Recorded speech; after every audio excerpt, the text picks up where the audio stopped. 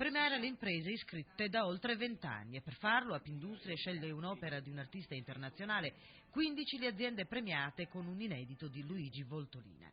L'edizione 2007 del premio avvia un nuovo progetto che prevede la creazione di una collezione d'arte di artisti di fama mondiale su un tema che di anno in anno affronterà aspetti diversi. Ad inaugurare questa prima edizione del percorso è l'albero, simbolo di vita, radici, di inizio.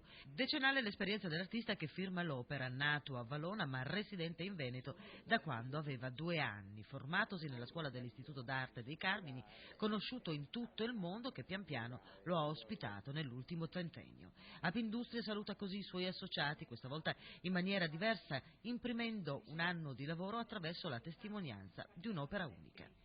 Ma io vedo imprenditori estremamente determinati ad andare avanti.